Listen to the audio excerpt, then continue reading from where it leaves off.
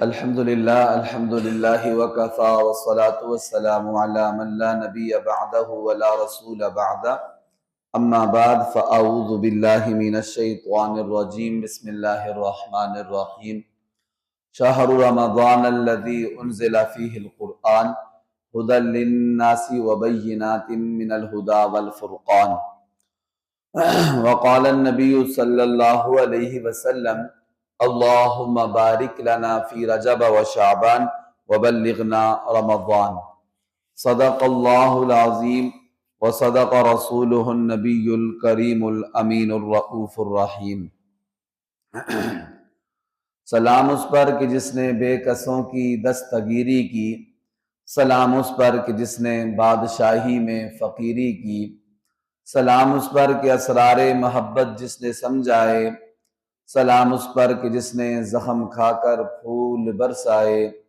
سلام اس پر کہ جس کے گھر نہ چاندی تھی نہ سونا تھا، سلام اس پر کہ ٹوٹا بوریا جس کا بچھونا تھا،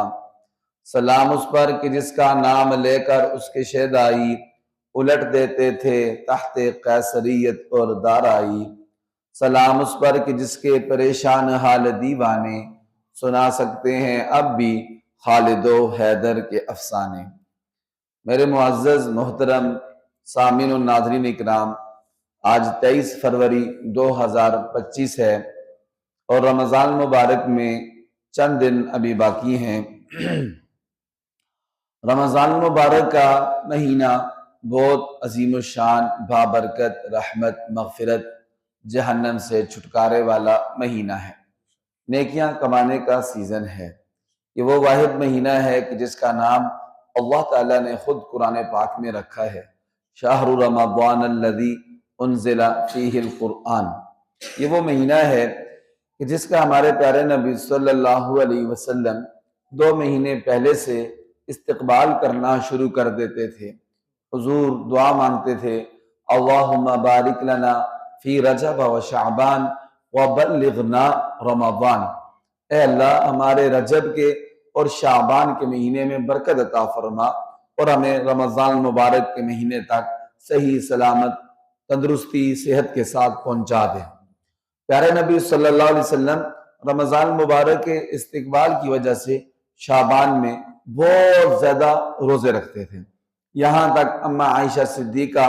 رضی اللہ تعالی عنہا فرماتی ہیں کہ پیارے نبی حضرت محمد مصطفیٰ صلی اللہ علیہ وسلم کبھی کبھی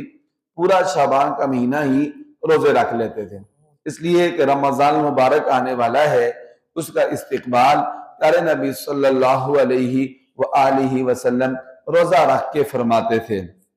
میرے محترم بھائیوں، ایک حدیث پاک میں آتا ہے کہ حضور منبر پر تشریف لائے، صحابہ اکرام کا جمع غفیر تشریف فرما تھا، حضور صلی اللہ علیہ وسلم انہیں کہنے لگے، ماذا یستقبلون وماذا تستقبلکم، ماذا تستقبلکم وماذا یستقبلون، کہنے لگے کہ وہ دیکھو کون آ رہا ہے، وہ دیکھو تم کس کا استقبال کرنے جا رہے ہو، کون مہمان آ رہا ہے۔ صحابہ اکرام رضوان اللہ تعالیٰ علیہ مجمعین نے پیچھے مڑ کر دیکھا تو کوئی بندہ نظر نہیں آیا۔ حضور نے دوسری دفعہ پھر فرمایا، ماذا یستقبلکم وماذا تستقبلون، وہ دیکھو کون آ رہا ہے اور تم کس کا استقبال کرنے جا رہے ہو۔ صحابہ اکرام نے پھر پیچھے مڑ کر دیکھا تو کوئی بندہ آتا وہ نظر نہیں آیا۔ حضور نے تیسری دفعہ پھر یہ ارشاد فرمایا کہ ماذا یستقبلکم وماذا تستقبلون، کہ وہ دیکھو کون آ رہا ہے اور تم کس کا استقبال کرنے جا رہے ہیں۔ جب پھر پیچھے مڑ کے دیکھا تو کوئی آتا ہوا نظر نہیں آیا۔ حضرت عمر بن خطاب رضی اللہ تعالی عنہ سے رہا نہ گیا، کھڑے ہوئے اور بارگاہ رسالت میں عرض کی، اے اللہ کے پاک نبی، اوحی نزل،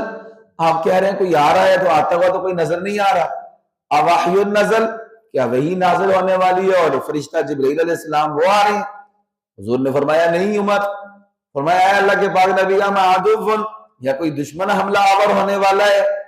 حضور نے فرمایا نہیں اے عمر، کوئی دشمن بھی حملہ آور نہیں ہونے والا۔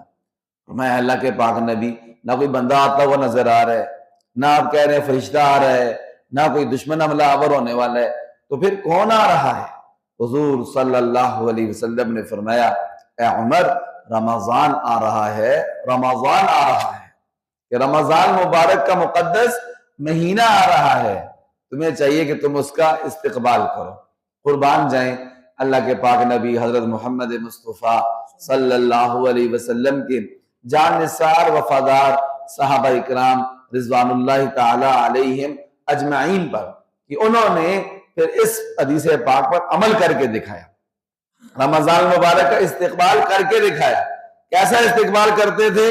اللہ اکبر۔ مشہور تابعی معلّہ بن فضل رحمت اللہ علیہ فرماتے ہیں کہ حضور صلی اللہ علیہ وسلم کے صحابہ کانوا یدعون اللہ ستۃ اشہر ان یبلغہم رمضان ثم یدعونہ ستۃ اشہر ان یتقبلہ منہم، کہ حضور صلی اللہ علیہ وسلم کے صحابہ 6 مہینے، کتنے مہینے؟ 6 مہینے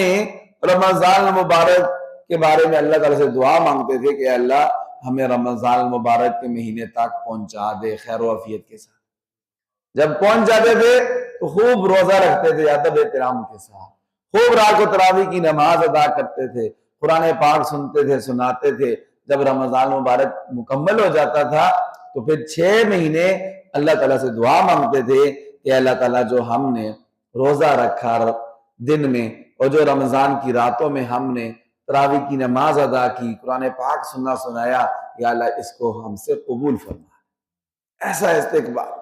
اللہ اکبر۔ میرے محترم بھائیو، پیارے نبی حضرت محمد مصطفیٰ صلی اللہ علیہ وسلم کے مبارک صحابہ، سفر میں تو روزے کی معافی ہے، سفر میں بندہ اگر سفر شرعی ہے تقریباً 78 کلومیٹر سے زیادہ سفر ہے تو بندہ روزہ کھا سکتے ہیں، بعد میں اس کی قضا رکھ لے، لیکن سبحان اللہ جن کے دلوں میں اللہ کی محبت ہو، روزے کا شوق ہو، وہ سفر میں بھی صحابہ کرام کے بارے میں آتا ہے کہ روزہ رکھ لیتے تھے سفر میں بھی، اللہ اکبر۔ اور کبھی ایسا ہوتا تھا کسی صحابی سے کسی وجہ سے روزہ کوئی ٹوٹ جاتا تو ان کو اتنا دکھ لگتا کہ ایک صحابی کے بارے میں آتا ہے کہ ان سے ایک روزہ جو ہے وہ ٹوٹ گیا، رمضان المبارک کا